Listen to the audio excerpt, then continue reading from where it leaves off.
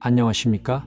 한국의 불교에서 가장 많이 읽는 경전은 금강경, 반야심경, 천수경입니다. 제가 보니 여성 불자들은 천수경을 좋아하시고 남성 불자들은 금강경을 좋아하시는 경향이 있는 듯합니다. 이 영상의 제작 목적은 금강경을 너무 이해하고 싶지만 어려워서 뜻은 모른 채 타경만 하시거나 독송 영상만 보시는 분들도 많습니다. 이 영상은 그런 분들에게 조금이라도 금강경에 대한 이해를 도와드리기 위해 제작된 영상입니다. 또 두 번째 목적은 금강경 안에 천수경의 뜻이 있고 천수경 안에 금강경의 뜻이 있음을 알려드리기 위함입니다. 석가모니 부처님 다음에 부처님으로 오실 미륵보살님은 우주의 모든 현상을 대승불교 유식학으로 정리하셨습니다. 불교의 애매하고 추상적으로 느껴질 수 있는 부분들을 구체적이고 명확히 정리하셨습니다. 그래서 설명에 유식학을 조금 활용할 예정입니다. 유식학이 담긴 내용을 영상을 통해 보시고 여러분도 유식해져 보시기 바랍니다. 지금 시작합니다. 일단 오늘 설명할 금강경의 내용을 보시겠습니다. 일단 이 말씀에 대한 7가지 설명을 듣고 이해하시면 원본 천수경의 관세음보살님은 나중에 등장하십니다. 수보리여, 그대는 열애가 마땅히 설법한 것이 있다고 생각한다 말하지 말라. 이렇게 생각하지 말라. 왜냐하면 열애가 설법한 것이 있다고 말한다면 이는 곧 열애를 비방하는 것으로 내가 말한 것을 이해할 수 없기 때문이다. 수보리여, 설법이란 어떤 것도 말할 수 없는 것이다. 이것을 일러 설법이라 한다. 그때 해명수보리가 부처님께 아뢰기를 세존이시여, 미래의 많은 중생이 이 법을 말씀하시는 것을 듣고 신심이 생기겠습니까? 부처님께서 말씀하시기를 수보리여, 그들은 중생이 아니여 중생이 아닌 것도 아니다. 왜냐하면 수보리여, 중생하는 것을 열애가 중생이 아니라 함은 이름이 중생이기 때문이다. 총 8장 중 1장. 부처님은 49년 동안 설법을 하셨으면서도 지금까지 설법을 했다고 생각한다면 설법을 이해한 것이 아니라 오히려 부처님을 비방하는 것이라고 하셨습니다. 부처님은 왜 이렇게 말씀하셨나? 첫 번째 풀어드림. 진정한 부처님은 사실 석가모니 부처님이라는 우리가 눈으로 볼 수 있는 인간 부처님이 아니라 우주 전체를 다 포함하는 마음의 본체인 법신임을 강조하기 위해서입니다. 부처님은 법신, 보신, 화신, 삼신이 있습니다. 인간 부처님은 보신, 부처님이 각종 신통을 나투실 때는 화신, 그러나 진정한 부처님은 모든 생명체의 마음의 본체인 법신을 말하는 것입니다. 그래서 금강경을 설하시는 인간 부처님이 수보리 존자에게 내가 법을 말한 적이 없다고 하신 뜻은, 즉 인간 석가모니 부처님이 인간 중생에게 법을 설하는 것은 한 생명체와 한 생명체의 대화일 뿐, 진정한 부처님은 한 생명체라는 범위를 훨씬 뛰어넘는 전체인 법신이기 때문에 그 설법은 진정한 설법이 아니라고 하시는 것입니다. 더 쉽게 말하면 홍길동이라는 사람을 본체라고 볼 때 홍길동의 한 개체인 엄지손가락과 다른 한 개체인 새끼손가락의 대화는 손가락들이 자신이 스스로 존재한다고 착각하고 서로 대화를 한다 해도 말이 대화일 뿐이지, 사실은 홍길동이라는 사람의 몸의 일부분인 엄지손가락과 새끼손가락은 홍길동의 마음과 몸에 의존해서 존재하는 것이 진실이기 때문입니다. 엄지와 새끼손가락이 홍길동 자체를 나의 본체라고 크게 깨달아서 홍길동의 뜻을 직접 아는 것이 진정한 설법인 것입니다. 법신은 우주 전체를 포함하는 우리 마음의 본체를 말하는 것인데, 일체 무생물의 물리적인 법칙을 돌리고 일체 생명체의 심리적인 인과를 돌립니다. 즉, 모든 인과를 돌리지만 정해진 형상이 없습니다. 여러분, 높은 곳에서 공을 놓으면 떨어지지요? 그 작용을 일어나게 하는 법칙이 있습니다. 그냥 그 조건에 맞으면 물체는 저절로 떨어집니다. 만유인력의 법칙이지요. 근데 만유인력이 눈에 보이거나 만져지나요? 그렇다고 작용이 없나요? 실체는 없지만 작용으로 그 존재를 알 수 있지요. 그래서 마치 만유인력의 법칙처럼 한 생명체인 우리는 개별적인 마음을 쓰면서 우리 마음의 본체인 법신 안에서 인과법에 의해 생활하지만 그 존재를 직접 알지는 못합니다. 그 존재를 스스로 알려면 직접 수행을 중득하는 수밖에 없고, 그 방법은 의도적으로 나의 주관적인 세상과 객관적인 세상을 나의 인식 영역에서 사라지게 하는 것입니다. 그러면 어디에도 없는 것처럼 인식되던 내 마음의 본체가 드러나 사실은 어디에나 없는 곳이 없이 모두 존재함을 알게 된다고 합니다. 그 말을 줄여 열애는 있는 곳도 없고 없는 곳도 없다고 표현합니다. 아까 말씀드렸던 예에서 홍길동의 엄지손가락이 깨달음을 얻겠다고 발심을 하고 수행을 통해 스스로 자신의 마음을 해탈하면 원래 자신의 마음인 본체인 홍길동의 마음을 알게 되는 것으로 표현하면 이해가 쉬우실까요? 이제 준비가 되셨으면 더 유식하게 말해볼까요? 주관적인 세상은 나와 내가 인식하는 대상으로 나누어집니다. 주관적 세상에서는 내가 없으면 세상도 없지요. 태어나는 순간부터 죽는 순간까지 인간은 객관적인 세상을 주관적으로 해석합니다. 그러나 객관적 세상에서는 내가 없어도 세상은 돌아갑니다. 나의 주관적인 세상을 해탈하는 것이 임무아이고 나 외부의 객관적인 세상조차 해탈하는 것이 법무아라고 볼 수 있습니다. 또 다른 표현으로는 큰 깨달음이라는 것은 대상을 인식하는 나라는 주체와 인식이 되어지는 객체의 상대적 관계에서 개별 생명체로서의 주체를 먼저 닦아 내가 사라지는 경지인 임무아를 증득하고 개별 생명체가 각각 다르게 인식하는 객체인 세상이 같이 사라진 법무아를 증득하면, 즉 인법 두 가지의 무아의 경지를 실제 증득하면 우리 안 밖에서 계속 작용하고 있어 왔지만 그 수많은 현상들의 작용에 가려져 알 수 없었던 법신이 드러나는 것이라 보시면 됩니다. 즉 누가 누구에게 법을 설한다고 하면 법을 설한 자인 주체와 법을 듣는 사람인 객체가 따로 분리되어 있는 상대적 관계이기 때문에 주체와 객체를 다 포함하는 전체를 뜻하는 법신은 아니라는 뜻입니다. 정리하겠습니다. 열에는 설한 적이 없다는 구절은 부처님께서 진정한 깨달음에는 주체와 객체가 따로 없이 평등하게 인식된다는 것을 설명하고자 하는 구절이라고 해석될 수 있습니다. 큰 깨달음의 직접 체험은 말과 글로는 설명이 안 됩니다. 간접적이나 은유적으로 억지로 묘사될 수 있을 뿐입니다. 이것을 금강반야의 5가지 특성 중에 하나인 칠상반야라고 합니다.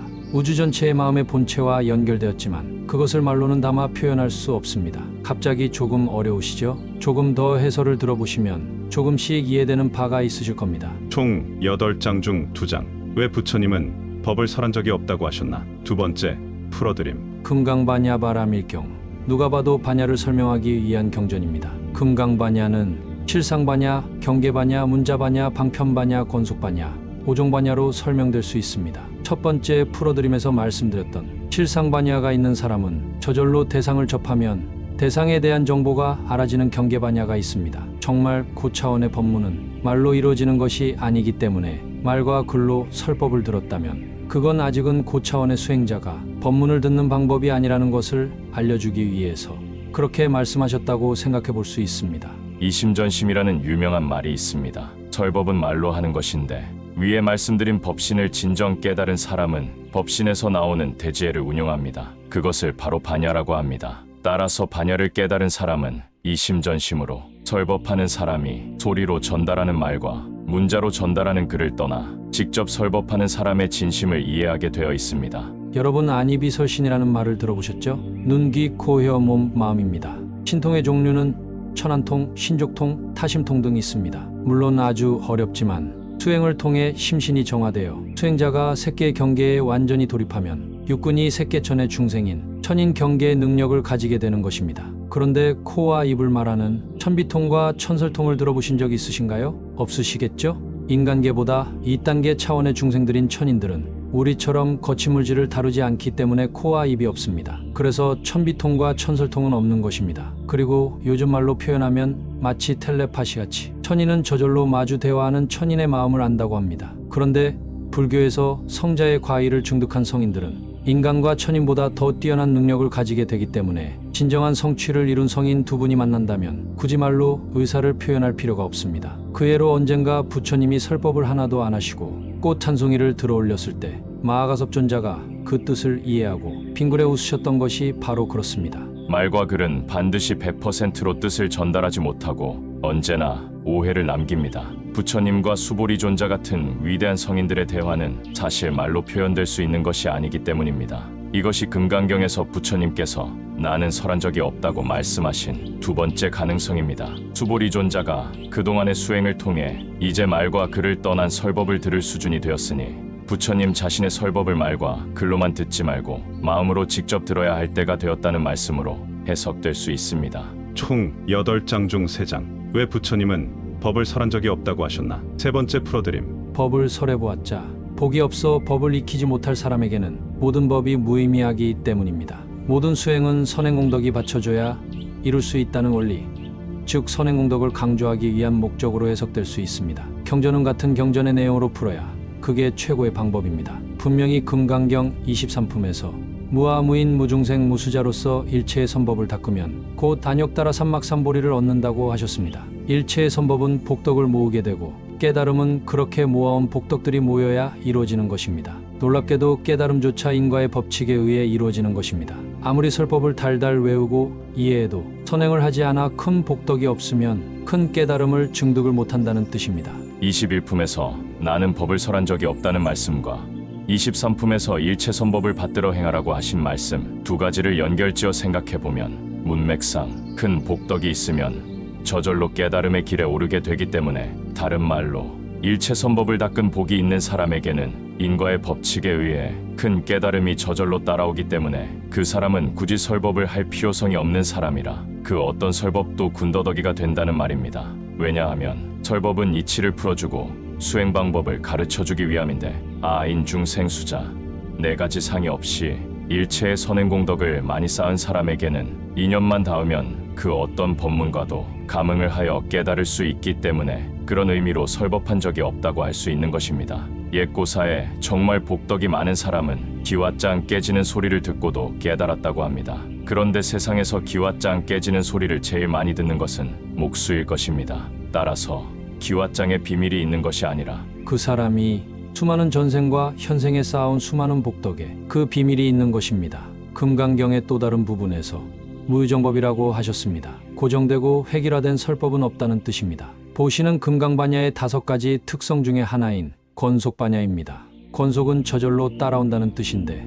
금강반야를 중독하면 보시바라밀은 저절로 따라옵니다. 반대로 말씀드리면 보시 없이는 윗단계인 반야를 깨닫는 것은 불가능합니다. 반야는 대복덕이 있어야 깨닫는 것이니까요. 여러분 관세음보살님 좋아하시지요? 원본 천수경에서 관세음보살님이 말씀하신 신묘장구대다라니의 진정한 목적은 무엇인가에 대해 영상 후반부에 나옵니다. 그런데 지금 제가 하는 설명을 어느 정도 이해해야 관세음보살님의 묘사를 이해할 수 있습니다. 사실 이 영상의 원고는 저와 같이 공부하는 60세의 여성분께 먼저 보여드리고 이 정도면 도움이 되면서도 쉽게 이해할 만한지 원고를 수차례나 계속 검토한 끝에 만들고 있습니다. 제가 정말 최대한 쉽게 해설하고자 하고 있으니 머리가 아프고 딴짓하고 싶고 졸리더라도 그것이 바로 부처님 가르침과 나 사이를 방해하는 전생과 현생의 업장의 작용이니 부디 끝까지 견뎌보시면 이 영상을 보아내는 것만으로도 지혜를 개발하는 수행이 됩니다. 한 번에 이해 안 된다고 실망하지 마시고 반복해서 보시면 나중에는 스스로에 대한 자부심이 느껴지실 겁니다. 다음에 내장이 아주 조금 생각하실 게 있습니다. 그래서 지금 격려 멘트를 드리는 것입니다. 마음의 준비를 하십시오.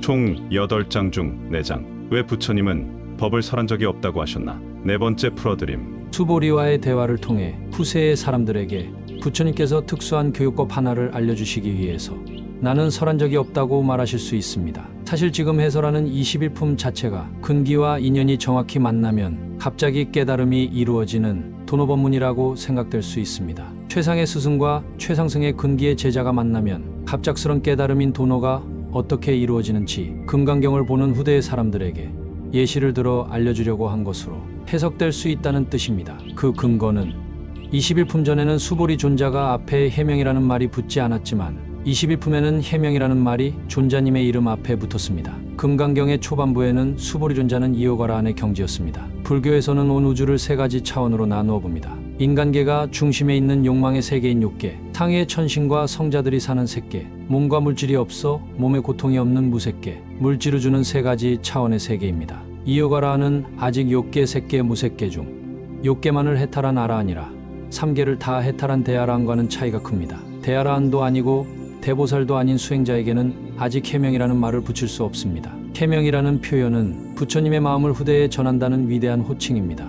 그런데 21품에서 갑자기 해명이라는 표현이 수보리 존자님께 붙은 것은 20품까지의 부처님의 설법을 통해서 수보리 존자의 수행 경지가 엄청나게 윗단계로 상승했다는 뜻입니다. 그 부분을 다시 보시겠습니다. 그때 해명 수보리가 부처님께 아뢰기를 세존이시여, 미래의 많은 중생이 이 법을 말씀하시는 것을 듣고 신심이 생기겠습니까? 저는 화두 수행자는 아닙니다만 여기서 다양한 각도의 설명을 위해 조금만 말씀드리자면 화두의 원리는 내가 모르는 것을 알고자 하는 마음을 강하게 지속적으로 유지하는 것입니다. 왜냐하면 화두는 의심을 방편으로 하여 수행자의 마음을 한 덩어리로 만들어 말과 글자로 생각하는 유기식을 넘어 칠식까지 뚫고 법신인 팔식을 깨닫는 것입니다. 갑자기 왜 숫자냐고요? 불경에서 말하는 마음이나 생각 같은 용어들이 똑같은 단어라도 각 상황마다 다른 뜻으로 사용되기에 혼란스럽고 복잡해서 그 부분만 대승불교 유식학으로 정리해 드리려고 합니다. 불교는 생명체의 마음을 8층차로 나눕니다.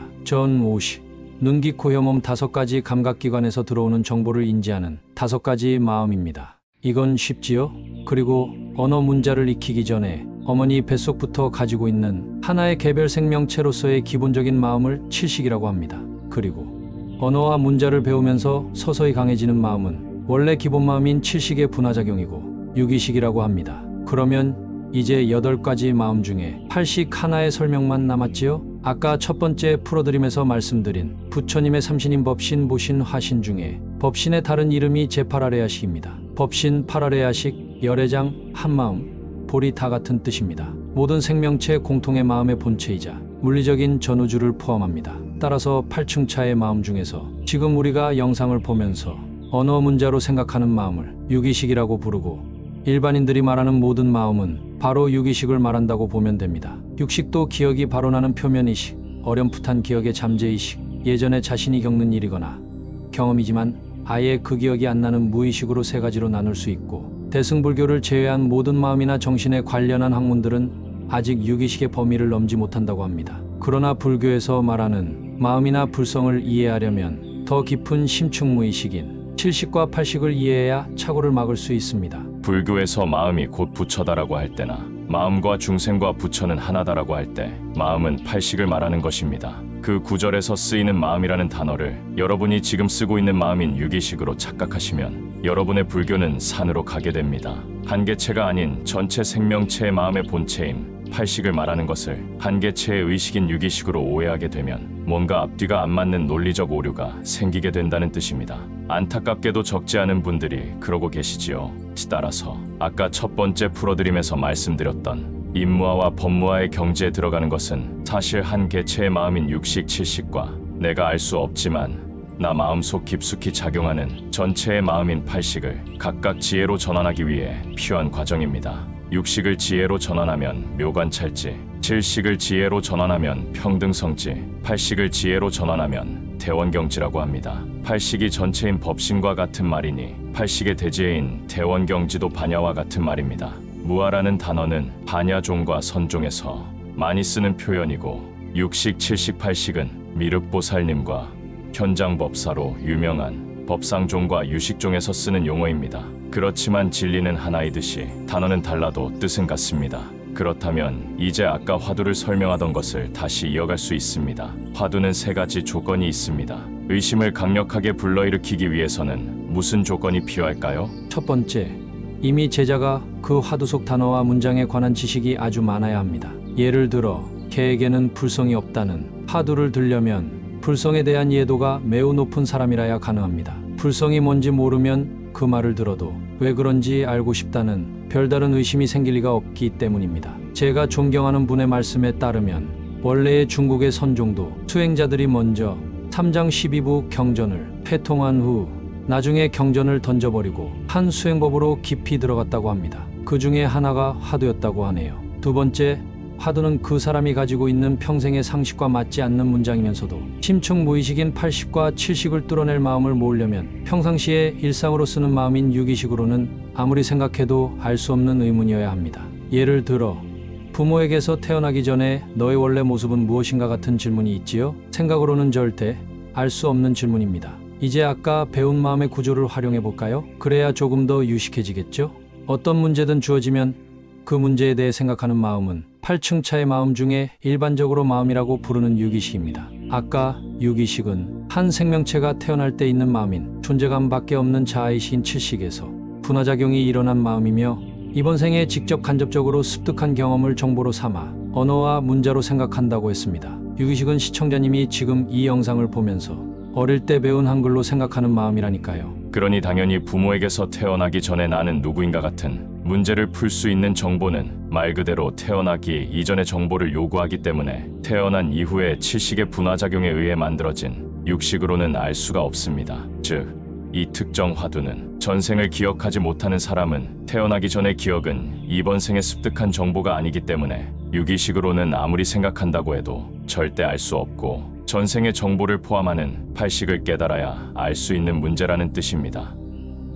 세 번째, 제자와 스승의 관계가 절대적 신뢰 관계에 있어야 합니다. 스승이 의심을 화두로 주기 위해 정말 제자가 평생 공부한 상식에 어긋나는 말도 안 되는 말을 해도 그 말을 무시하던가 스승을 피해 도망가지 않으려면 반드시 스승을 절대 신뢰해야만 제자가 그 말이 무슨 말인지 진정하려고 큰 의심을 일으킬 것이기 때문입니다. 자, 이제 원래 하던 해설을 계속할 수 있습니다. 부처님이 49년 동안 굉장히 많은 설법을 하시고서 금강경에서 수보리 존자에게 갑자기 본인이 설법을 한 적이 없다고 하시면 위의 세 가지 조건에 충족하지요. 첫 번째 조건, 금강경에서 설법을 듣는 사람은 훗날 해공제일 수보리 존자라고 불리는 위대한 제자이기 때문에 당연히 49년 동안 부처님을 모시면서 설법을 많이 들으셨을 것입니다. 두 번째 조건, 설하시는 분이 부처님이기 때문에 스승과 제자의 관계가 절대적인 신뢰관계가 될 수밖에 없습니다. 세 번째 조건, 앞에 두 가지 조건에 의해서 평생 부처님의 설법을 직접적 간접적으로 들어왔던 수보리 존자에게는 갑자기 부처님께서 그동안 나는 법을 설한 적이 없다라고 수보리 존자가 지금까지 들어온 모든 설법을 부정하는 말씀을 하시면 생각에 의해 이해할 도리가 없기 때문에 저절로 생각이 멈춰질 것입니다. 보통 사람들도 말문이 막힌다, 어안이 벙벙하다라는 말을 씁니다. 뛰어난 스승이 있다면 가장 빠르게 유기식의 망상을 끊는 방법입니다. 여기다 추가로 아까 세 번째 풀어드림에서 일체의 선행공덕도 깨달음의 조건이라고 말씀드렸죠. 복덕이 아주 많은 사람은 생각이 멈춰지는 선에서 끝나지 않고 그 말이 인연을 만나면 갑자기 깨닫는 도노법문이 될 수 있을 것입니다. 따라서 화두의 세 가지 조건과 깨달음은 복덕으로 인해 기인한다라는 조건을 결합해서 생각하면 수보리 존자처럼 전생의 공덕을 많이 쌓고 그 공덕으로 부처님까지 직접 만나서 교수받으시는 분은 큰 깨달음을 얻을 수 있는 복덕까지 받쳐주기 때문에 내가 법을 설한 적이 없다 같은 생각을 갑자기 끊어내는 그 말씀만으로도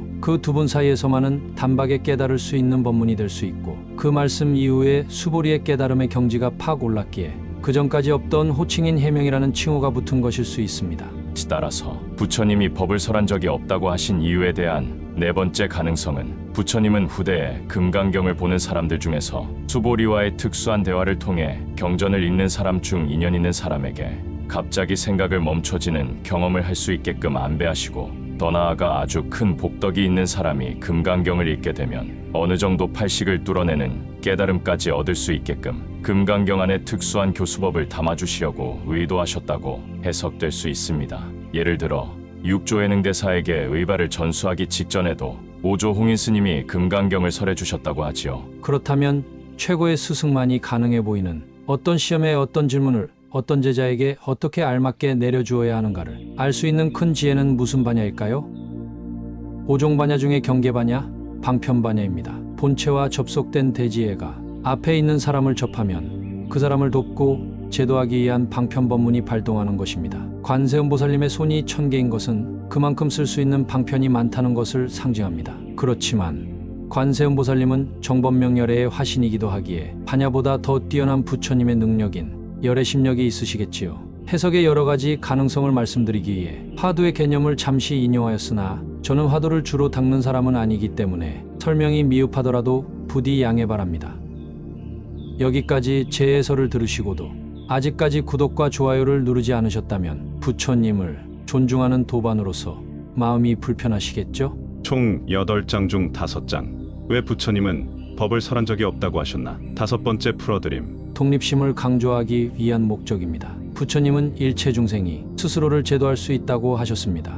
보리수 나무 아래서 성도하신 후에 첫 번째, 일체 중생이 자신은 미혹되어 모르지만 이미 모두 부처님의 공덕을 다 갖추었음을 보셨고, 두 번째, 내가 깨달은 법은 너무 어렵다고 하셨습니다. 그래서 그 두 가지 근거에 의해 부처님 스스로가 내가 굳이 설법할 필요가 있겠는가라고 하시면서 열반에 드시려고 하셨는데 천신인 범천이 중생을 제도해달라고 계속 간청해서 그 이후로 49년 동안의 설법이 시작되었다는 유명한 일화가 있지요. 그래서 그 어떤 설법이든 그 설법에 의지하는 것보다 자기 자신을 돌아보아 집착을 다 내려놓으면 누구나 스스로 자성을 깨달을 수 있기 때문에 내 설법은 보조일 뿐이고 스스로가 직접 깨달으려고 해야 한다는 것을 강조하시려고 하신 말씀일 수 있습니다. 수행의 최종 단계에서는 유의법이 무의법으로 바뀌어야 합니다. 유의법은 의도를 갖추고 정진하는 인위적 수행이라는 뜻입니다. 여러분이 다란이를 하시던, 연부를 하시던, 호흡을 하시던 수많은 다양한 법문들을 수행한다고 해도 결국엔 유의법이 극한에 다다르면 그 유의법을 내려놓아야 하는 단계가 옵니다.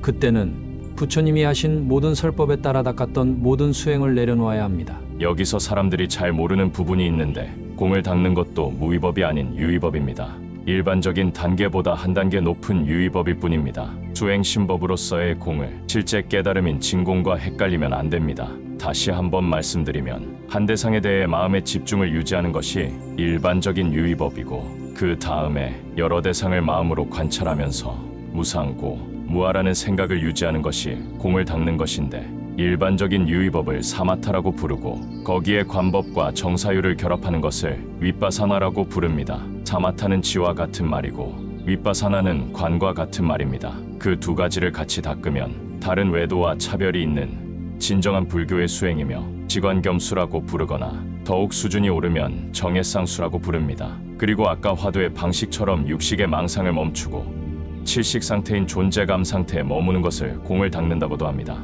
그러나 무슨 공이든 진공인 열의 입장에서는 설사 공을 증득한다고 해도 그것은 공이라는 일념을 모아 개인의 의지로 만든 유의적인 공이기 때문에 다란이와 진언이나 호흡같이 한 대상에 집중하는 일반적인 유의법과는 성격이 다르다고 해도 그래도 역시 유의법입니다. 각양각색의 수많은 번뇌를 떨치기 위해 즉 일념으로 84,000번뇌를 대치하는 방법이기에 어느 수행법이든 시작부터 마지막 단계 직전까지 유의법인 것은 마찬가지입니다. 아까 첫 번째 풀어드림에서 설명드렸듯이 무상고, 무아라는 공을 인지하고 있는 자신이 있다면 아직 대상을 인식하는 주체와 객체가 있다는 말이기 때문입니다. 주체와 객체가 있다면 전체를 뜻하는 법신을 깨달은 것은 아닙니다. 세 가지 예를 들어볼까요? 능엄경에서 관세음보살님도 큰 깨달음을 얻기 전에 소리를 통해 유의법으로 마음속 깊숙이 들어가셔서 각소각공, 즉 공을 깨달았지만 공각극원, 공소공멸, 생멸기멸, 정멸연전, 공을 극한으로 닦으셨다가 그 공을 내려놓아서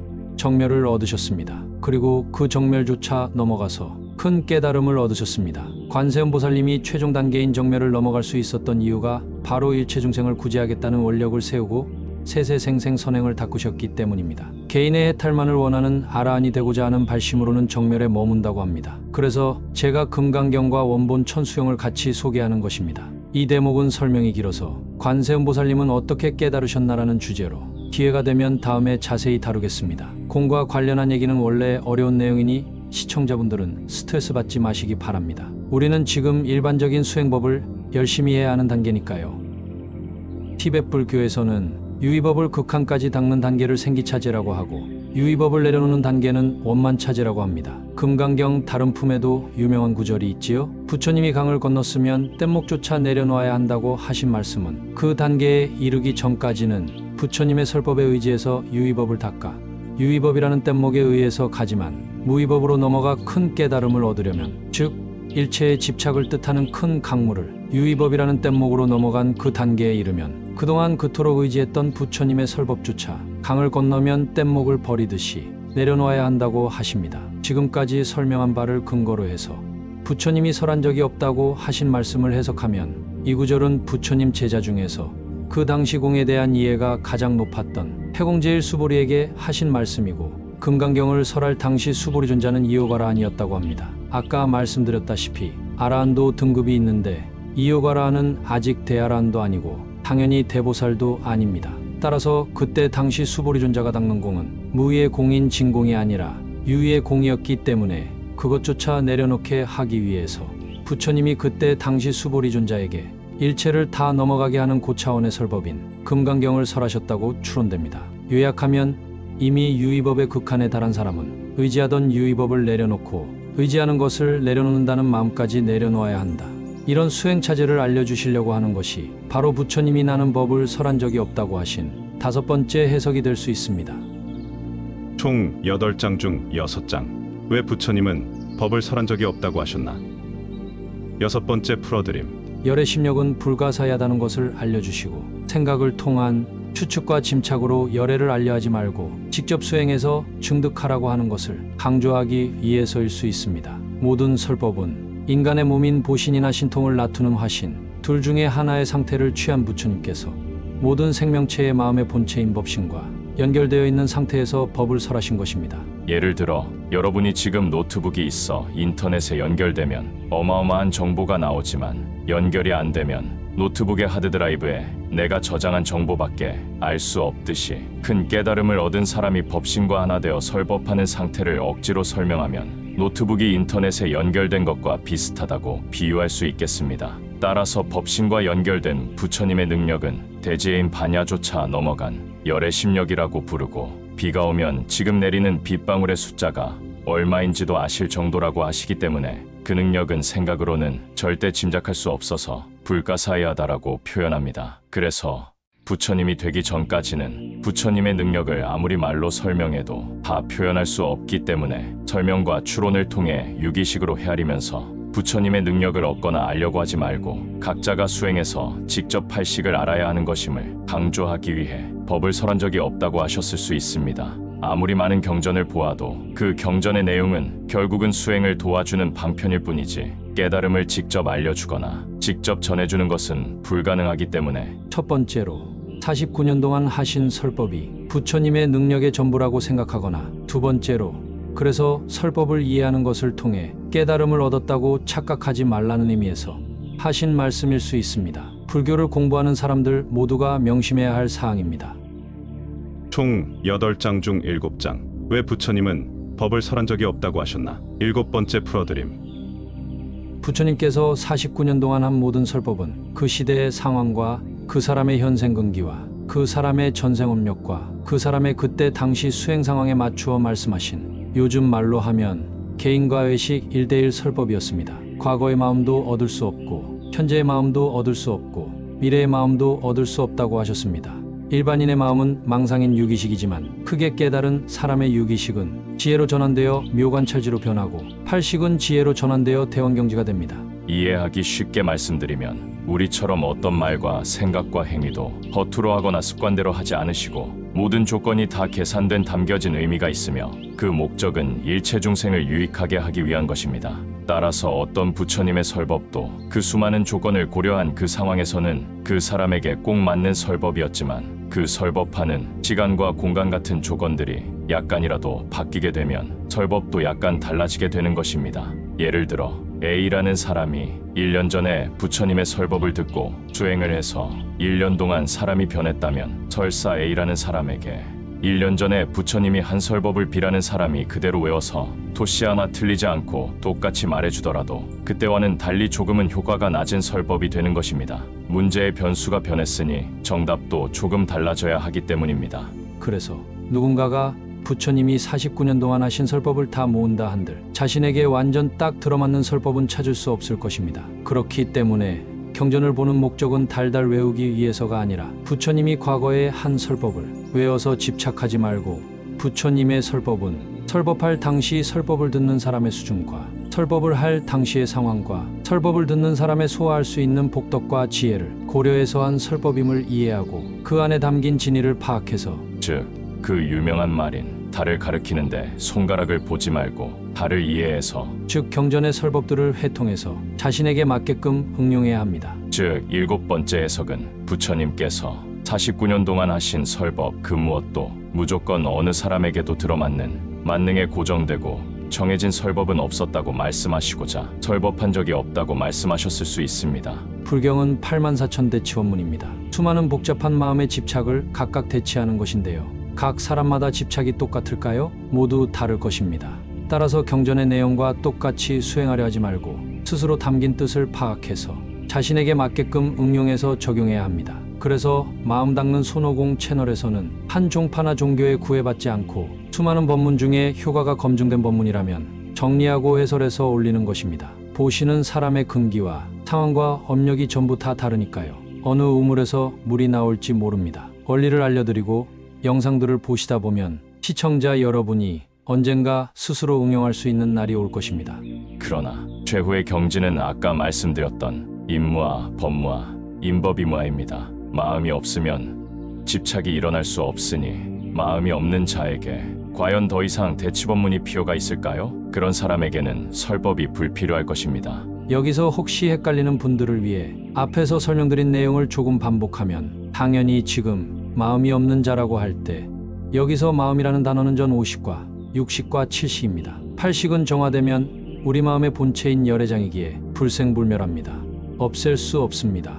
이것이 7번째로 부처님은 법을 설한 적이 없다고 말씀하신 이유에 대한 다양한 각도의 마지막 해석입니다. 지금까지의 내용은 사실 제가 최근에 금강경을 읽다가 예전과는 다르게 문득 조금 더 알아지는 바가 있어서 정신없이 메모에 남기고 여러분께 도움이 되고자 그 메모를 풀어서 영상을 제작한 것입니다. 아마 금강경의 감흥력도 감흥력이지만 관세음보살님의 가르침 덕분이 아닐까 생각합니다. 분명히 원본 천수경에 원력을 세우고 다란이를 외우고 조금씩 선행을 하면 세간의 경전들이 이해되기 시작할 것이라고 하셨으니까요. 저보다 금강경을 오래 연구하시고 수행하신 훌륭하신 분들도 많으시겠지만 누가 본다 해도 이 내용들의 일부는 분명히 보시는 분에게 반드시 도움이 될 거라 생각합니다. 총 8장 중 8장 원본 천수경에 담겨진 관세음보살님의 가르침이 사실 금강경과 다르지 않다고? 자, 이제 제목과 썸네일에서 말씀드렸던 천수경 속에 금강경이 담겨있는 내용을 보실까요? 관세음보살이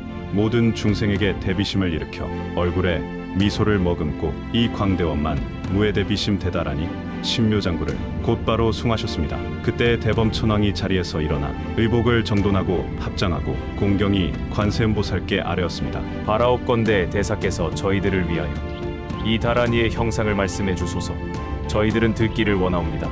관세음보살님이 말씀하셨습니다. 대자비한 마음이 곧 다란이의 모양이며 중생에게 차별 없는 평등한 마음이며 인위적인 조작이 없는 청정한 마음이며 오염된 집착이 없는 마음이며 모든 것이 정해진 실체가 없다는 것을 꿰뚫어보는 마음이며 공경스러운 마음이며 겸손하게 자신을 낮추는 마음이며 잡되고 어지러움이 없는 마음이며 괴롭히거나 해치는 일이 없는 마음이며 잘못된 소견이나 집착이 없는 마음이며 가장 훌륭한 깨달음을 이룬 마음이니 이러한 마음들이 곧 이 다란이의 형상임을 알아야 한다.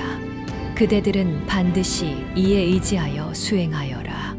오늘 제가 설명한 내용을 이해하신다면 위의 천수경의 원본 경전인 천수천왕 관세음보살 광대원만 무해대비심 다란이경에서 관세음보살님이 신묘장구대 다란이의 형상이 무엇인가를 설명하는 내용이 이해가 되실 것입니다. 금강경에서 석가모니 부처님이 말씀하시는 아상, 인상, 중생상, 수자상이 없는 마음으로 일체의 선법을 행하라는 말씀과 원본 천수경에서 관세음보살님이 말씀하신 신묘장구대 다란이의 형상은 사실 같은 것입니다. 이해가 안 되신다고요? 괜찮습니다. 당연한 현상입니다. 영상을 반복해서 보시고 다시 보시면 이해가 될 것입니다. 여러분들이 이해하기 싫어도 반복해서 보시면 이해할 수밖에 없게끔 정말 자세히 해설했습니다. 8정도 아시죠? 8정도 앞에 3정도는 정견, 정사유, 정정진입니다. 정견, 바른 견해를 확립한다. 정사유, 바른 견해를 통해 이치에 맞는 유익한 생각을 한다. 정정진, 포기하지 않고 목적을 이룰 때까지 노력한다. 부처님이 모든 번뇌와 망상을 내려놓으라고 하셨다고요? 그래서 생각하기 싫으시다고요? 부처님은 번뇌와 망상을 대치하거나 내려놓으라고 하셨지 정사유를 내려놓으라고 하신 적은 팔만대장경 어디에도 없음을 알려드립니다. 선정이나 선정바라밀이라는 단어를 들어보셨지요? 선정의 다른 별명이 무언지 아십니까? 사유수입니다. 사유를 닦는다라는 뜻입니다. 정사유만 잘해도 선정을 얻을 수 있습니다. 미륵보살님의 수행법입니다. 여러분이 미래의 부처님이 되신 미륵보살님을 만나시려면 지금부터 인연을 만들어야 하지 않을까요? 여러분도 미래에 혹시 석가모니 부처님과 수보리존자 같은 미륵부처님의 제자가 되실지 모릅니다. 제가 영상을 통해 여러분께 다각도의 해석을 통해 정견을 확립하도록 해드렸으니 정사유와 정정진은 스스로 하셔야 합니다. 그래서 일부러 여러분이 스스로 생각하는 능력의 개발을 돕기 위해 이 대목의 관세음보살님의 말씀은 해설하지 않겠습니다. 그러나 한 가지 확실한 것은 제가 위에 말씀드린 7가지 프로드림을 이해하고 천수경을 하시던 신묘장구대 다란이를 하시던 관세음보살 42수를 하시던 그 전보다 훨씬 효과가 뛰어날 것입니다. 관세음보살님과 석가모니 부처님의 말씀을 훨씬 더 많이 이해하고 수행하시는 것이기 때문입니다. 다란이를 방편으로 펼친 성인의 뜻을 더 많이 이해하고 수행하면 당연히 감흥의 정도가 달라지겠지요. 가피를 받을 확률도 높아질 것은 말할 것도 없을 것입니다. 오늘의 마지막 농담입니다. 저는 40분간 법을 해설한 적이 없습니다.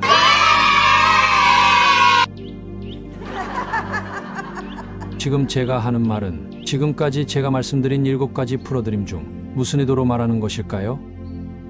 어디까지나 농담이지 제가 감히 거룩한 부처님의 흉내를 낸 것은 아닙니다. 혹시 오해는 없으시기 바랍니다. 오늘의 내용은 여기까지입니다. 다음에는 다른 내용들을 소개하면서 관세음보살 42수를 하나씩 해설하는 영상들도 매월 한두 개씩 올릴 것인데 진정 천수경과 신묘장구대 다란이의 꽃은 사실 42수주에 있습니다. 실제 자비심을 일상에서 실천하는 방법을 담고 있기도 하고 그리고 42개가 합쳐지면 한 인간이 발심해서 대보살이 되는 시작부터 끝까지 대승불교의 수행체계와 그로 인해 중간에 겪는 수행의 주의사항들을 담은 하나의 경전이 되니까요. 사실 42수를 간략하게 압축한 것이 신묘장구대 다란이입니다. 그러나 분량이 너무 많아 여러분의 응원이 없으면 그 많은 영상을 제작할 동기가 사라집니다. 부디 많은 성원 부탁드리겠습니다. 오늘 내용은 여기까지입니다. 다음 영상도 많이 기대해 주시길 바랍니다. 마음 닦는 손오공 채널은 부처님을 비롯한 성인이 남긴 심신수양의 기록들을 연구하여 사람들이 추상적으로 생각하거나 잘못 알고 있는 개념 속에서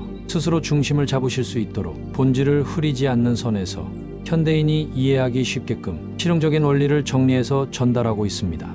선행하는 사람을 돕는 것도 누구나 지금 당장 할 수 있는 가장 쉬운 선행입니다.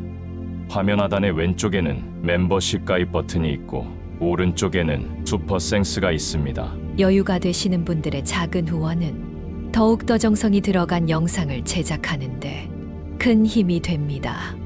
이번 달에도 멤버십을 통해 식사 한 끼나 책 한 권을 선물해 주신 행복한 나님, 흘과나무님, SJ님, 똑똑한 엄마님, 몽당연필님께 감사드립니다. 장홍재님, 김재성님, 미네르바님의 후원에도 감사드립니다. 여러분의 소중한 보시의 공덕이 제 채널의 영상들이 사람들에게 도움이 되는 만큼 인과의 법칙에 의해 여러분의 미래를 밝게 할 것입니다. 제 채널인 마음 닦는 손오공에 대한 많은 성원 부탁드리겠습니다.